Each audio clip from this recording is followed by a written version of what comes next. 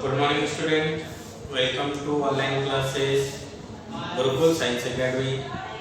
और आज हम यहाँ पर बायोलॉजी 12th क्लास जिसका हम चैप्टर 3 पढ़ रहे हैं। चैप्टर का नाम है परागण निषेचन, भ्रूणकोश एवं भ्रूण परिवर्तन की प्रक्रियाएं, और इसका पार्ट 3 हम यहाँ पर आज पढ़ेंगे। इससे पहले के जो 2 पार्ट थे उनके अंदर हमने पुष्पीय पादपों के अंदर होने वाली एक विशेष प्रकार की प्रक्रिया परागण का हमने अध्ययन किया था। परागण क्रिया आवृतबीजी पादपों के अंदर निषेचन प्रक्रिया से पूर्व संपादित होने वाली एक प्रकार की प्रक्रिया है, जिसमें किसी एक पुष्प के परागकोश में निर्मित होने वाले परागकण किसी भी प्रकार के माध्यम द्वारा उसी पुष्प या दूसरे पुष्प की वर्तिकाग्र पर स्थानांतरित हो जाते हैं। इस प्रक्रिया को हमने परागण कहा है। परागण 2 प्रकार का होता है, एक स्वपरागण और दूसरा परपरागण। स्वपरागण और परपरागण की जो परिभाषाएं थी, इनके लिए आवश्यक युक्तियां एवं इनके लिए जो आवश्यक अनुकूलन थे, उनके बारे में हमने यहाँ पर स्टडी कर ली थी। अब आज हम यहाँ पर पार्ट 3 के अंदर परपरागण की विधियों का अध्ययन करेंगे। तो आज का अपना नया टॉपिक है परपरागण की विधियां।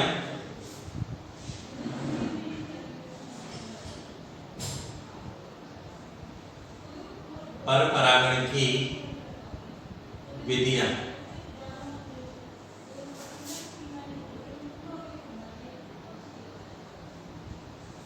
Method of cross pollination. परपरागण की विधियां, ठीक है। परपरागण हमने पढ़ा था, और परपरागण होता है किसी पुष्प के परागकोश के अंदर उपस्थित रहने वाले परागकणों का उसी जाति के दूसरे पुष्प की वर्तिकाग्र पर स्थानांतरित होने की प्रक्रिया क्या कहलाती है? परपरागण कहलाती है। एक बार मैं डेफिनेशन यहाँ पर नोट कर रहा हूँ परपरागण की, देख लीजिएगा। किसी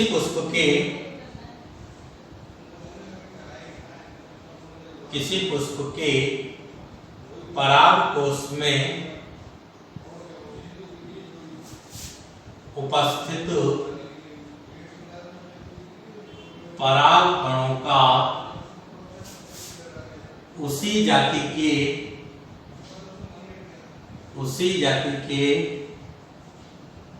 दूसरे पुष्प की वर्तिकाग्र पर स्थानांतरित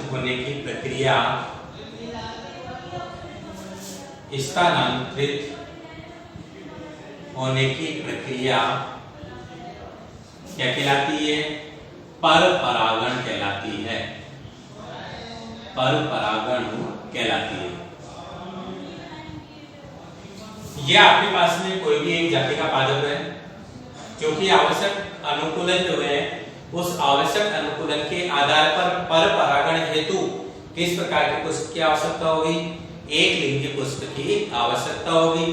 एक लिंगी पुष्प के अंतर्गत ये जो कोई पादप है, इस पादप के अंदर ये विकसित होने वाला कोई एक लिंगी पुष्प है, और इस पुष्प के अंदर परागकोश के अंदर किसकी उपस्थिति है? परागकणों की उपस्थिति है। ये उसी जाति का आपके पास में क्या है? दूसरा पादप है, और इस दूसरे पादप के अंदर ये विकसित होने वाला जो पुष्प है, ये मादा पुष्प है, और मादा पुष्प होने के कारण इसके अंदर केवल जायान वाला भाग पाया जाएगा, तो ये मादा पुष्प हो गया। इसके अंदर नर जनन भाग उपस्थित है, इस वजह से ये नर पुष्प है, एक लिंगी पुष्प। यदि अगर एक जनन भाग उपस्थित हो, या तो नर जनन भाग या फिर मादा जनन भाग उपस्थित हो, तो ऐसे पुष्प को हम क्या कहेंगे? एक लिंगी पुष्प कहेंगे। इस पादप के अंदर विकसित होने वाला जो पुष्प है, वो एक लिंगी है, ठीक है ना, नर जनन भाग को धारण किए हुए है। दूसरा पादप है समान जाति का है, जिस जाति का ये पादप है उसी जाति का ये दूसरा पादप है। इसके अंदर विकसित होने वाला जो पुष्प है, वो भी एक लिंगी है, जिसके अंदर मादा जनन भाग उपस्थित है। अब इस पुष्प के अंदर उपस्थित रहने वाले जो परागकण हैं, ये परागकण इस दूसरे पुष्प की वर्तिकाग्र पर उसी जाति के दूसरे पुष्प की वर्तिकाग्र पर क्या हो जाएंगे, स्थानांतरित हो जाएंगे। और इस प्रकार की प्रक्रिया को हमने यहाँ पर क्या कहा है, पर परागण कहा है। ठीक है, अब यहाँ पर परागण की विधियों का अध्ययन अपन करना चाह रहे हैं, अर्थात हम ये देखना चाह रहे हैं कि इस एक पादप से समान जाति के दूसरे पादप के पुष्प पर इन परागकणों का स्थानांतरण यहाँ से यहाँ तक किसके द्वारा हो रहा है। तो किसी भी न किसी प्रकार का माध्यम यहाँ पर क्या रहा होगा, उपस्थित रहा होगा, तब जाकर के इस परागकोश के अंदर उपस्थित रहने वाले जो परागकण हैं, ये परागकण कहां पर स्थानांतरित हुए होंगे, दूसरे पुष्प की वर्तिकाग्र पर स्थानांतरित हुए होंगे। तो यहाँ पर इन परागकणों को दूसरे पुष्प की वर्तिकाग्र पर स्थानांतरित होने के लिए किसकी आवश्यकता पड़ती है, माध्यम की आवश्यकता पड़ती है। और उन माध्यमों के आधार पर ही क्या हो जाएगी, आपके पास में पर परागण की विधियां हो जाएगी।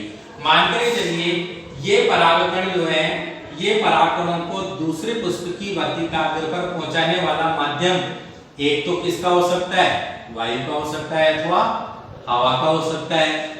यदि अगर ये पादप को मान करके चलिए कौन से हैं, जलीय पादप है, तो यदि अगर ये पादप है तो जलीय पादपों के अंदर इन परागकणों का दूसरे पुष्प की वर्तिकाग्र पर स्थानांतरण हेतु माध्यम जो है वो किसका हो सकता है, जल का भी हो सकता है। जल द्वारा भी ये परागकण दूसरे पुष्प की वर्तिकाग्र पर स्थानांतरित हो सकते हैं।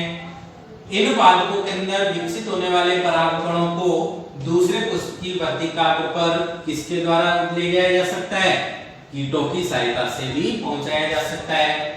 तो एक माध्यम यहाँ पर क्या हो जाएगा, कीट हो जाएगा। यदि अगर ये पादप उष्णकटिबंधीय पादप के रूप में उपस्थित हैं, तो उष्णकटिबंधीय पादपों के अंदर विकसित होने वाले परागकणों को दूसरे पुष्प की वर्तिकाग्र पर किसकी सहायता से पहुंचाया जा सकता है, पक्षियों की सहायता से पहुंचाया जा सकता है। ठीक है, और यदि अगर ये पादप मान करके चलिए कौन सा पादप है, रात्रिकालीन पादप है, मतलब इनके अंदर पुष्पन के विकास की प्रक्रिया, पुष्प के खिलने की प्रक्रिया जो है वो कब होती है, रात्रि के अंदर होती है। तो रात्रि के अंदर यदि अगर ये पादप खिलते हैं, ये पुष्प खिलते हैं, तो इनके अंदर परपरागण की प्रक्रिया भी कब होगी, रात के ही समय होगी। अब रात के ही समय यदि अगर इनके अंदर परपरागण की प्रक्रिया होगी, तो हमें कौन से जीव की आवश्यकता होगी, ऐसे जीव अपने पास में होना चाहिए, या ऐसा माध्यम अपने पास में होना चाहिए जो रात्रि के समय पर अपने पोषण की प्रक्रिया को पूर्ण करता हो। तो एग्जाम्पल के तौर पर एक रात्रिचर जीव के बारे में हम जानते हैं, जिसे हम चमगादड़ के रूप में कहते हैं। तो चमगादड़ द्वारा भी यहाँ पर परागण की क्या हो सकती है, प्रक्रिया हो सकती है। तो परागण की प्रक्रिया हेतु यहाँ पर किसकी आवश्यकता होगी, माध्यम की आवश्यकता होगी। और ये माध्यम किस किस प्रकार का हो सकता है, वायु अथवा हवा का हो सकता है, जल का हो सकता है, कीट का हो सकता है, पक्षियों का हो सकता है, और क्या हो सकता है, चमगादड़ द्वारा हो सकता है। तो इन आधार पर ये पांचों जो है वो परागण की क्या कहलाएंगी, विधियां कहलाएंगी। इन्हें अपन क्या कहेंगे, परागण की विधियां। तो परागण की प्रक्रिया हेतु किसी पुष्प के परागकणों का दूसरे पुष्प की वर्तिकाग्र पर स्थानांतरित करने हेतु हमें किसकी आवश्यकता होती है, माध्यम की आवश्यकता होती है। और ये माध्यम वायु, जल, कीट, पक्षी, चमगादड़ आदि का हो सकता है। इस आधार पर परागण की विधियां कितने प्रकार की हो सकती है, 5 प्रकार की हो सकती है। वायु द्वारा परपरागण, दूसरा जल द्वारा परपरागण, तीसरा कीट द्वारा परपरागण, चौथा पक्षी द्वारा परपरागण, और पांचवा क्या हो जाएगा, चमगादड़ द्वारा परपरागण। तो परपरागण की कितनी विधियां हम यहाँ पर पढ़ेंगे, 5 प्रकार की विधियों का हम यहाँ पर अध्ययन करेंगे। चलिए, तो ये है आपके पास में परपरागण की विधियां।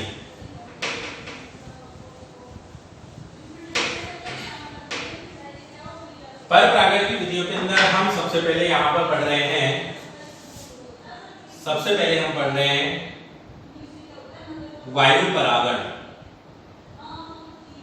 वायु परागण, वायु परागण किसे कहेंगे, वायु परागण कह देंगे जब पराग कणों का स्थानांतरण जब पराग कणों का स्थानांतरण किसकी सहायता से हो, वायु अथवा हवा की सहायता से होता है, सहायता से होता है, तो इसे क्या कहा जाएगा, वायु परागण कहा जाएगा।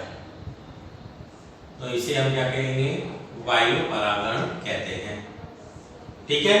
जब पराग कणों का स्थानांतरण पुष्प की वर्तिकाग्र पर किसकी सहायता से हो, वायु अथवा हवा की सहायता से हो, तो ऐसे परागण को क्या कहा जाएगा, वायु परागण इसे कहा जाएगा। वायु परागण करने वाले जो परागकण होते हैं, हम यहाँ पर नोट कर सकते हैं, वायु परागित परागकण हल्के, चिकने एवं संख्या में अधिक होते हैं, एवं ये संख्या में क्या होते हैं, अधिक होते हैं। ठीक है ना, हल्के होते हैं, हल्के होने के कारण ये हवा के माध्यम से किसी एक पुष्प से निकल करके, पराग कोश से निकल करके कहां पर पहुंच सकते हैं, दूसरे पुष्प की वर्तिकाग्र तक ये पहुंच सकते हैं। तो वायु परागित परागकण जो है वो सदैव कैसे होंगे, हल्के होंगे, चिकने होंगे और संख्या में क्या होंगे, अधिक होंगे। एग्जाम्पल के तौर पर हम देख सकते हैं कि एक तो घास में वायु द्वारा क्या होगा, पर परागण होगा। ठीक है ना, और एक टाइफा में भी पर परागण किसकी सहायता से होगा, वायु की सहायता से होगा। अब यहाँ पर घास में वायु द्वारा परागण प्रक्रिया हेतु भी इनमें क्या पाए जाते हैं, कार्यकीय अनुकूलन पाए जाते हैं। कार्यकीय अनुकूलन में जैसे मान कर चलिए, घास में पर परागण किसकी सहायता से हुआ है, वायु परागण, मतलब वायु के माध्यम द्वारा पर परागण की प्रक्रिया घास के अंदर संपादित हुई है। तो इसके अंदर भी अनुकूलित संरचनाएं पाई जाएगी। जैसे घास के अंदर वर्तिकाग्र जो है, वर्तिकाग्र स्टिग्मा, यह किस प्रकार की होगी, पक्षमाभी प्रकार की, इस प्रकार की होगी, पक्षमाभी प्रकार की होगी, पक्षमाभी प्रकार की होती है।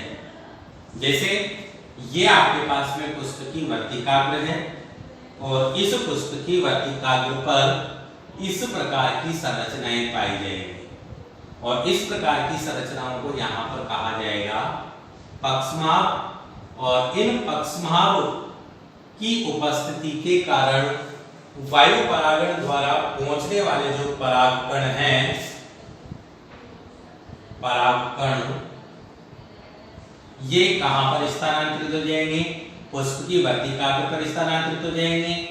वर्तिकाग्र पक्षमाभी प्रकार की है, इस प्रकार की रेशेनुमा संरचनाएं इसकी वर्तिकाग्र पर पाई जाती है, इसलिए स्थानांतरित होने वाले परागकण जो है वो इनके अंदर फंस जाते हैं और फंस करके वायु परागण की प्रक्रिया में ये भाग लेते हैं। तो घास में वायु परागण की प्रक्रिया है तो किस प्रकार का अनुकूलन पाया जाएगा, इनकी वर्तिकाग्र किस प्रकार की होगी, पक्षमाभी प्रकार की होगी। इसी प्रकार से टाइफा के अंदर भी वायु परागण प्रक्रिया है तो क्या पाया जाता है, अनुकूलन पाया जाता है। और टाइफा में भी वर्तिकाग्र किस प्रकार की होगी, वर्तिकाग्र स्टिग्मा यहाँ पर किस प्रकार की होगी, ब्रुश की आकृति की होगी, ब्रुश की आकृति की। यहाँ पर वर्तिकाग्र जो है वो किस प्रकार की आकृति की होगी, ब्रुश की आकृति की होगी। जैसे ये आपके पास में वर्तिकाग्र और यहाँ पर संरचना जो है वो किस प्रकार की होगी, ब्रुश के आकार की होगी। जैसे टूथपेस्ट करने वाला जो ब्रुश होता है, ठीक है ना, इस प्रकार की संरचना वाली यहाँ पर इसकी वर्तिकाग्र होगी और इसके कारण वायु परागित परागकण जो है वो इस पुष्प की वर्तिकाग्र पर स्थानांतरित हो जाएंगे और वायु परागण की प्रक्रिया में ये भाग लेंगे। तो पर परागण की विधियों के अंतर्गत सबसे पहले हमने यहाँ पर पढ़ी है कौन सा परागण, वायु परागण। देख लीजिए एक बार, जब परागकणों का स्थानांतरण किसकी सहायता से हो, वायु अथवा हवा की सहायता से हो, तो इसे क्या कहा जाएगा, वायु परागण कहा जाएगा। वायु परागित परागकण जो है वो सदैव हल्के, चिकने एवं संख्या में होते हैं, अधिक होते हैं, हल्के होते हैं। हल्के होने के कारण ही ये वायु अथवा हवा के वेग द्वारा दूसरे पुष्प की वर्तिकाग्र पर स्थानांतरित हो सकते हैं। संख्या में अधिक होते हैं, तो संख्या में अधिक होने के कारण ही ये दूसरे पुष्प की वर्तिकाग्र पर रुक पाएंगे। अधिकांश परागकण जो है वो क्या हो जाते हैं, नीचे की ओर गिर जाते हैं, क्योंकि हवा के माध्यम से उड़ने वाले जो परागकण होते हैं वो कोई जरूरी नहीं है कि पुष्प की वर्तिकाग्र पर ही टिके। इस वजह से इनकी संख्या क्या होती है, अधिक होती है। अब अधिक संख्या के अंदर जब परागकण उड़ेंगे हवा के माध्यम से, तो कुछ परागकण तो यहाँ पर वर्तिकाग्र पर रुक जाएंगे और बाकी के कुछ परागकण जो है वो नीचे गिर करके नष्ट हो जाते हैं। तो वायु परागित परागकण जो है इनकी संख्या सदैव क्या होती है, अधिक होती है। वायु परागण किस किस के अंदर देखा जा सकता है, तो घास में देखा जा सकता है और टाइफा के अंदर देखा जा सकता है। वायु परागण हेतु भी इनके अंदर क्या पाए जाते हैं, शारीरिक के अनुकूलन पाए जाते हैं। जैसे इनकी घास के अंदर यदि अगर हम देखें तो इन घास की वर्तिकाग्र जो है वो किस प्रकार की होती है, पक्षमावी प्रकार की होती है। और टाइफा के अंदर यदि अगर हम देखें तो इनकी वर्तिकाग्र जो है वो किस प्रकार की आकृति की होती है, ब्रूस की आकृति की होती है। तो ये पहली विधि है अपने पास में वायु द्वारा परागण, ठीक है।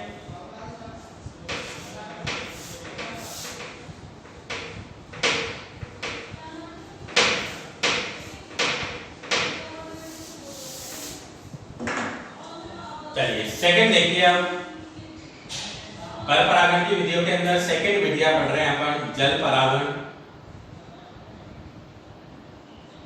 जल परागण, पर परागण की प्रक्रिया तो आप माध्यम की कौन से किसकी आवश्यकता होगी, जल की आवश्यकता होगी। तो हम यहाँ पर नोट कर सकते हैं, जब परागकणों का स्थानांतरण,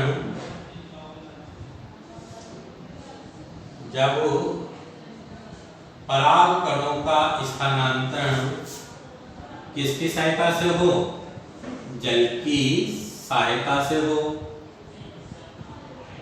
जल की सहायता से होता हो, तो इसे क्या कहा जाएगा, जल परागण कहा जाएगा। तो इसे जल परागण कहते हैं। जल परागण की प्रक्रिया के लिए माध्यम की किसकी आवश्यकता है, जल की आवश्यकता है। इसलिए जल परागण सदैव कौन से पादपों के अंदर होगा, जलीय पादपों के अंदर ही कौन से परागण की प्रक्रिया को देखा जा सकता है, जल परागण की प्रक्रिया को देखा जा सकता है। जल परागण भी यहाँ पर कितने प्रकार का हो सकता है, तो जल परागण भी यहाँ पर दो प्रकार का होगा। एक होगा आपके पास में अधोजल परागण, अधोजल परागण, और दूसरा होगा अधिजल परागण। अधोजल परागण और सेकंड होगा अधिजल परागण, ठीक है। अधोजल परागण और अधिजल परागण के अंदर अंतर क्या है, तो जब जल परागण की प्रक्रिया, डेफिनेशन देखिए, डेफिनेशन से आपके समझ में आएगा कि जब जल परागण की प्रक्रिया, जब जल परागण की प्रक्रिया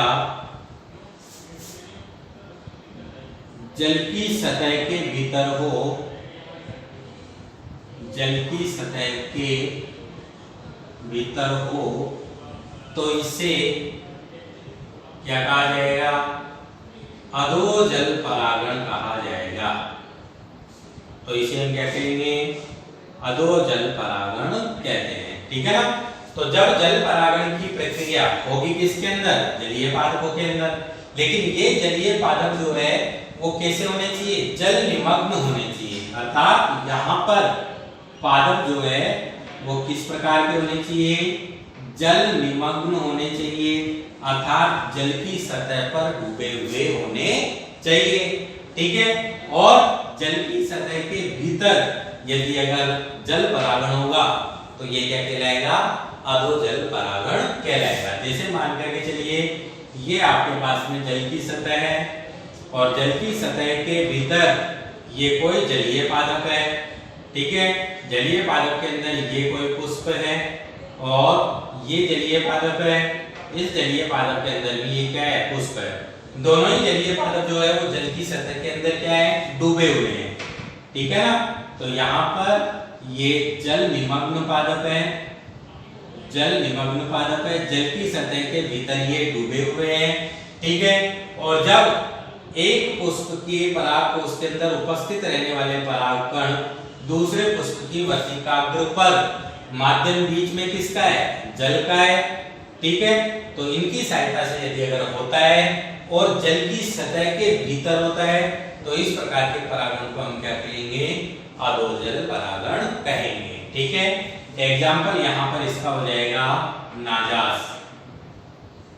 एग्जाम्पल क्या हो जाएगा इसका, नाजास। ठीक है ना, नोट कर लीजिए, एग्जाम्पल हो जाएगा नाजास। तो जल परागण सबसे पहले हम पढ़ रहे हैं, जल परागण जब पराग कणों का स्थानांतरण पुष्प की वर्तिकाग्र पर किसकी सहायता से हो, जल की सहायता से होता है, तो इसे तो हमने कहा है जल परागण। अब जल परागण की प्रक्रिया किन के अंदर होगी, जलीय पादपों के अंदर होगी, अर्थात ये पादप तो जल की सतह पर क्या होते हैं, विकसित होते हैं। ये जल की सतह के भीतर विकसित होते हैं, उन्हें हम जलीय पादप कहते हैं। तो जल परागण की प्रक्रिया सदैव किसके अंदर होगी, जलीय पादपों के अंदर होगी। अब जलीय पादप जो है वो भी क्या होते हैं, दो प्रकार के होते हैं। कुछ पादप जो है जलीय पादप वो तो जल की सतह के अंदर बाहर की ओर भी निकले हुए रहते हैं और कुछ सतह जो है उनके भीतर की ओर भी उपस्थित होती है। और कुछ जलीय पादप ऐसे होते हैं जो पूरी तरीके से जल की सतह के भीतर डूबे हुए होते हैं, जल निमग्न रूप में उपस्थित होते हैं। तो यदि अगर जल परागण की प्रक्रिया कहां पर हो, जल की सतह के भीतर हो, ये जल की सतह है और जल की सतह के भीतर उपस्थित रहने वाले ये जल निमग्न पादप है और इनके अंदर पर परागण की प्रक्रिया किसकी सहायता से हो रही है, जल की सहायता से हो रही है, तो ये परागण क्या कहलाएगा, अधोजल परागण कहलाएगा। एग्जाम्पल हो जाएगा इसका क्या, नाजास। ठीक है, और सेकंड है अपने पास में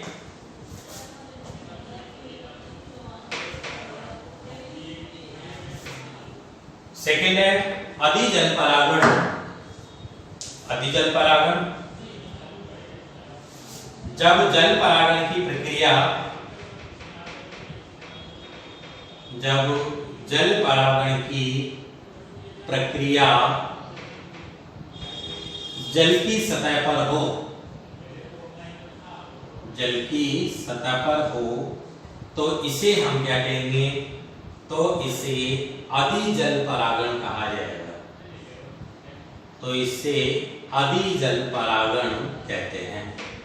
तो इसे हम क्या कह देंगे, अधिजल परागण कह देंगे। ठीक है ना, अब इसके अंदर जल परागण की प्रक्रिया कहां पर होगी, जल की सतह पर होगी।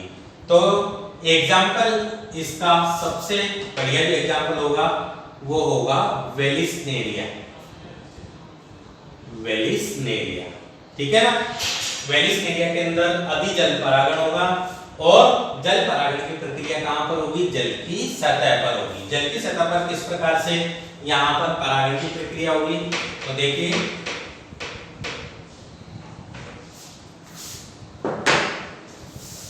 ये जल है, जल की सतह,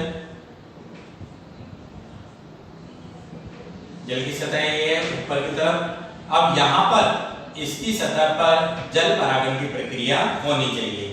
ये दो पादप हैं,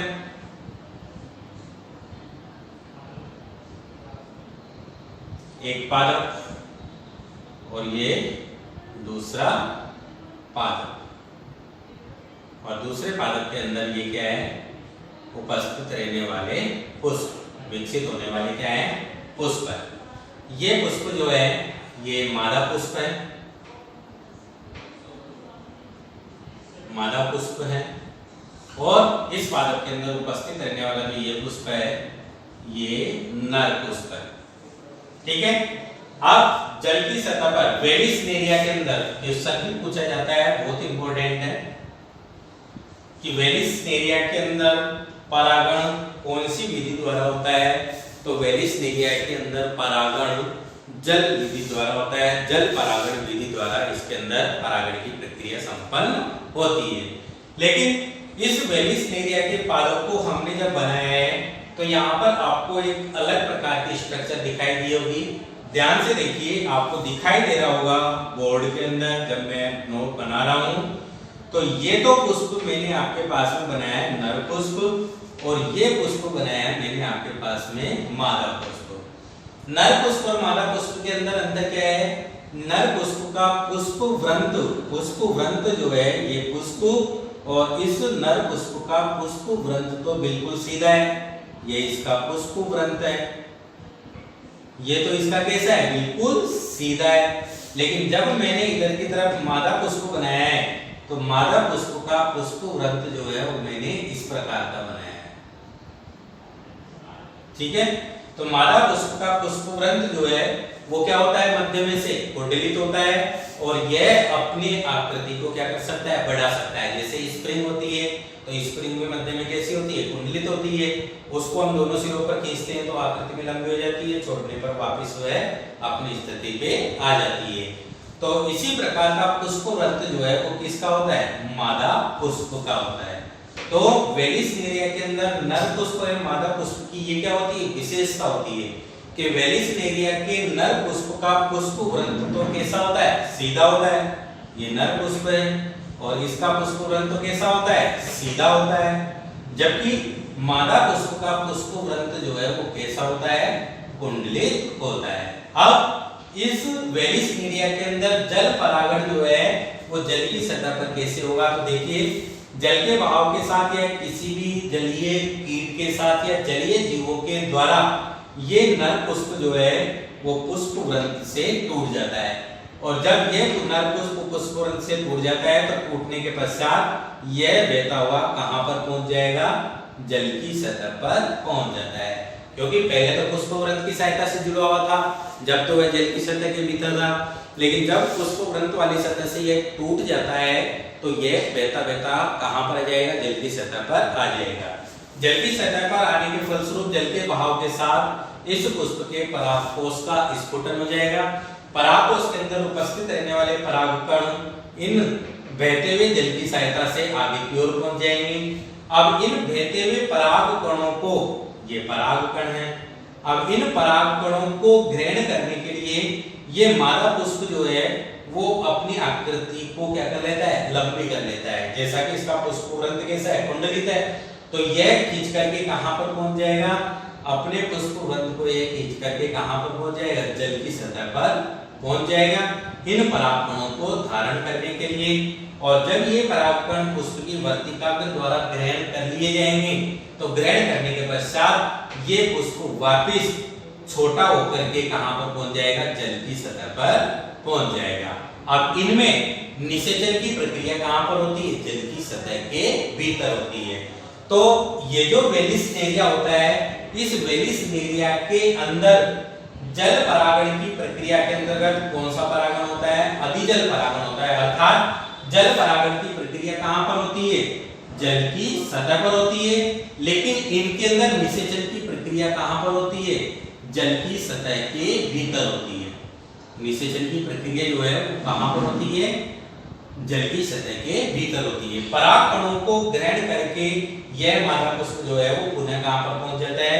जल की सतह के भीतर पहुंच जाता है, और तब जाकर के इनके अंदर निषेचन की प्रक्रिया संपन्न होती है।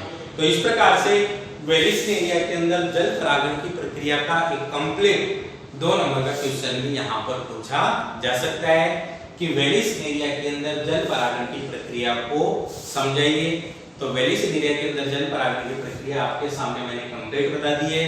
पहले बात तो वेलिस नेरिया के अंदर होने वाला जल परागण कैसा होगा? तो अधिजल परागण होगा। अर्थात जल परागण की प्रक्रिया कहां पर होगी? जल की सतह पर होगी। अब किस प्रकार होगी? तो आपको पता है कि वेलिस नेरिया का पादप में नर पुष्प का पुष्प व्रंत सीधा होता है, जबकि मादा पुष्प का पुष्परंध्र जो है वो कुंडलित होता है। जल के बहाव के साथ नर पुष्प टूटकर जल की सतह पर पहुंच जाता है। पुष्प के अंदर उपस्थित रहने वाले परागकण जल की सतह पर बिखर जाते हैं और जल के बहाव के साथ बहने लगते हैं। इन बहते हुए परागकणों को ग्रहण करने के लिए अब मादा पुष्प इसका पुष्परंध्र कुंडलित होने के कारण यह आकृति में लंबा हो जाता है और लंबा होकर के जल की सतह पर पहुंच जाता है। जल की सतह पर पहुंच करके बहकर के आने वाले परागकणों को ग्रहण कर लेता है और परागकणों को ग्रहण करके वापस जल की सतह के भीतर आ जाता है और निषेचन की प्रक्रिया जो है वो इनके अंदर जल की सतह के भीतर होती है। तो परागण जल की सतह पर और निषेचन की प्रक्रिया जल की सतह के भीतर होती है। तो इस प्रकार से ये वेलिस मीडियम के अंदर जल परागण की प्रक्रिया है। ठीक है, तो दो विधियों का हमने यहाँ पर अध्ययन कर लिया है। पर परागण की दो प्रकार की विधियां हमने पढ़ ली है। एक वायु परागण, जब पर परागण की प्रक्रिया या परागकणों का स्थानांतरण वायु की सहायता से हो, एग्जाम्पल नास और टाइफा। और जल परागण, जब जल परागण की प्रक्रिया जल की सहायता से हो, एग्जाम्पल नाजास और वेलिस नेरिया। दो प्रकार का होगा, जब जल परागण की प्रक्रिया जल की सतह के भीतर होती है तो अधोजल परागण, और जब जल परागण की प्रक्रिया जल की सतह पर होती है तो अधिजल परागण।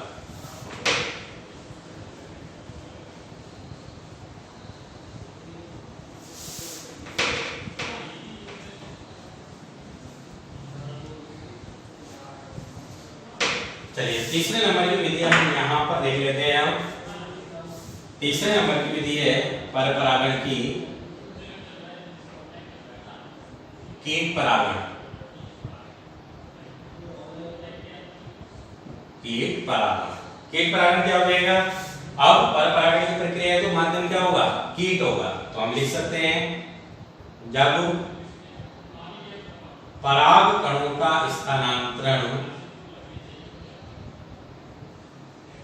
जब परागकणों का स्थानांतरण किसकी सहायता से हो?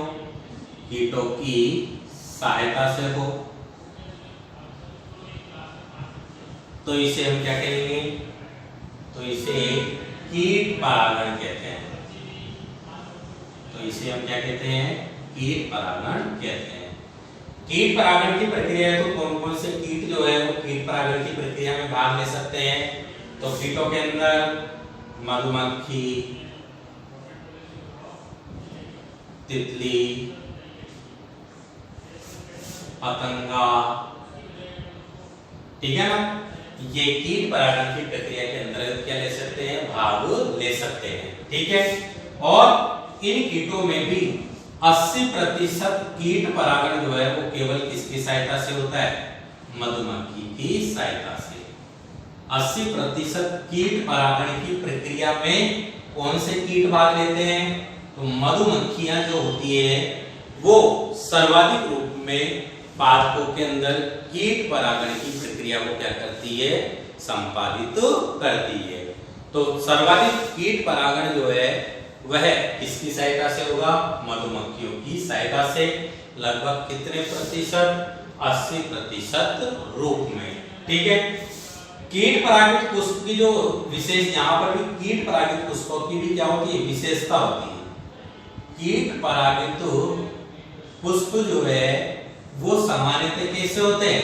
रंगीन होते हैं, कलरफुल होते हैं, सुगंधित होते हैं, सुगंधित होते हैं जिसके कारण कीट इनकी ओर आकर्षित हो जाते हैं, एवं मकरंद कोश युक्त होते हैं, एवं मकरंद कोश युक्त होते हैं, मकरंद कोश युक्त होते हैं।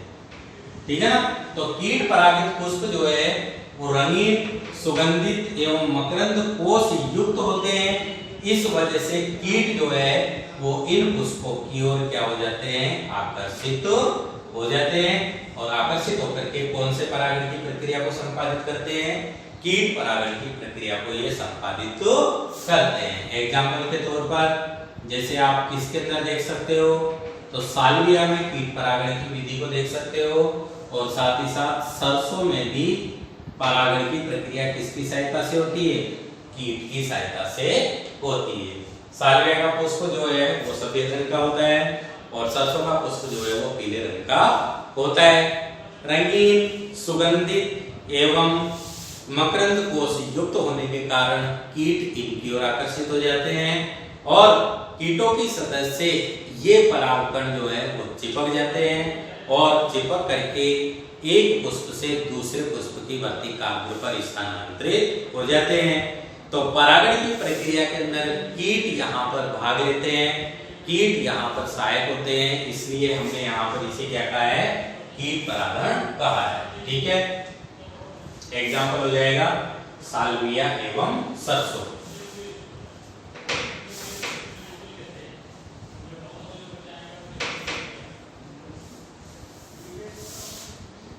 चौथे नंबर की देखिए, चौथे नंबर की जो विधि है वो है पक्षियों द्वारा परागण। तो हम लिख सकते हैं पक्षी परागण, पक्षी परागण।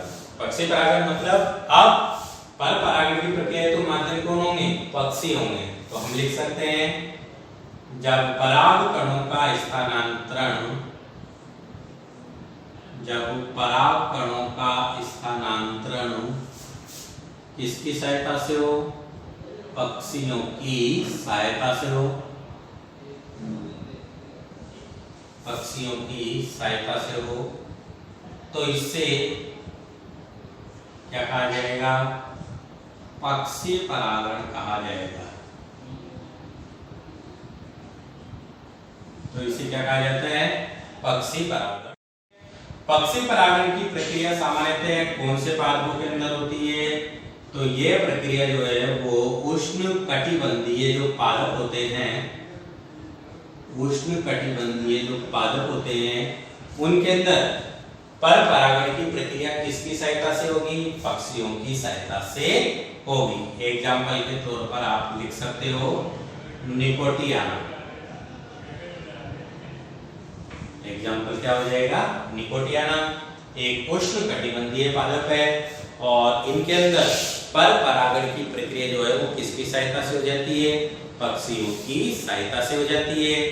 परागकण पक्षियों की सतह से चिपक जाते हैं और पक्षियों की सतह पर चिपके हुए परागकण दूसरे पुष्प की वर्तिकाग्र पर स्थानांतरित हो जाते हैं, पहुंच जाते हैं और पर परागण की प्रक्रिया पक्षियों द्वारा इनके अंदर संपन्न हो जाती है।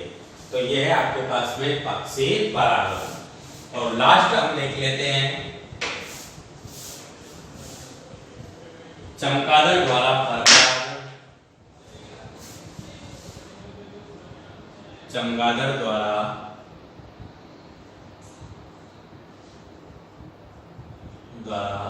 परागण।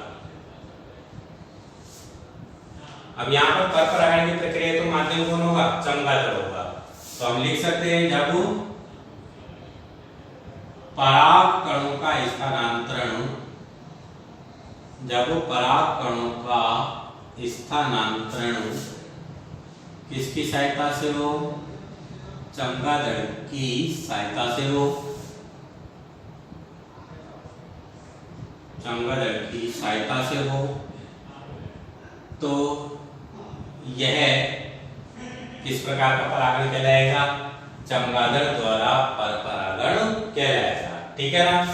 चमगादड़ द्वारा पर परागण की प्रक्रिया जो है वो किन के अंदर होगी, रात्रिकालीन जो पुष्प होते हैं, रात्रिकालीन जो पुष्प होते हैं जैसे कदम्ब, कचनार, ठीक है ना, ये आपके पास में क्या है, रात्रिकालीन पादप है जिनके अंदर पुष्पन की प्रक्रिया जो है वो कब होती है, रात्रि के समय संपन्न होती है। इनमें हम लिख सकते हैं, इनमें पुष्पन की प्रक्रिया, पुष्पन मतलब पुष्प के खिलने की प्रक्रिया कब संपन्न होती है, रात्रि में संपन्न होती है। और चमगादड़ जो है वो किस प्रकार का जीव है, रात्रिचर जीव है। यह किस प्रकार का जीव है, रात्रिचर जीव है। तो रात्रिचर जीव होने के कारण यह चमगादड़ इन पौधों के द्वारा किस प्रकार के परागण में भाग लेते हैं, चमगादड़ द्वारा पर परागण की प्रक्रिया के अंतर्गत ये भाग लेते हैं। तो कचनार एवं कदम्ब का जो पादप होता है उनके अंदर पर परागण की प्रक्रिया किसकी सहायता से हो सकती है? चमगादड़ के द्वारा हो सकती है।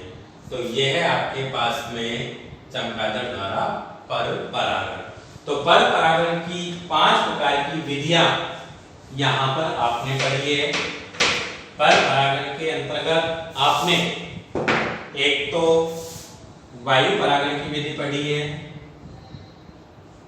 वायु परागण, जब परागकणों का स्थानांतरण किसकी सहायता से हुआ है? वायु की सहायता से हुआ है। एग्जाम्पल घास एवं टाइफा। दूसरी विधि हुई है जल परागण, जब परागकणों का स्थानांतरण किसकी सहायता से हुआ है? जल की सहायता से हुआ है। एग्जाम्पल नाजास आधोजल परागण, और दूसरा वेलिस्नेरिया अधिजल परागण। तीसरा हुआ है कीट परागण, जब फल परागण की क्रिया किसकी सहायता से हुई है? कीट की सहायता से हुई है। एग्जाम्पल के तौर पर साल्विया और सरसों। चौथे नंबर पर आपने पढ़ा है पक्षी परागण, जब पर परागण की प्रक्रिया किसकी सहायता से हुई है? पक्षियों की सहायता से हुई है। एग्जाम्पल के तौर पर उष्णकटिबंधीय पादप, और उष्णकटिबंधीय पादप में निकोटी आला। और चौथे 5वें नंबर पर आपने पढ़ी है चमगादड़ द्वारा पर परागण।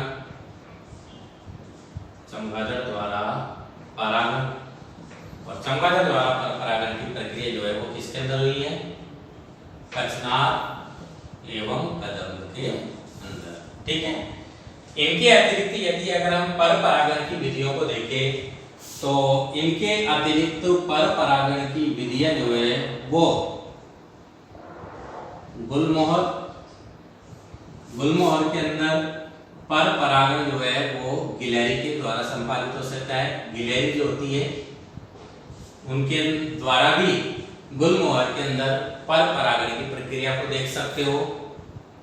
और एक आर्किड्स जो पादप होते हैं, आर्किड्स, इन आर्किड्स के अंदर भी पर परागण की प्रक्रिया जो है वो किसकी सहायता से संपादित हो सकती है?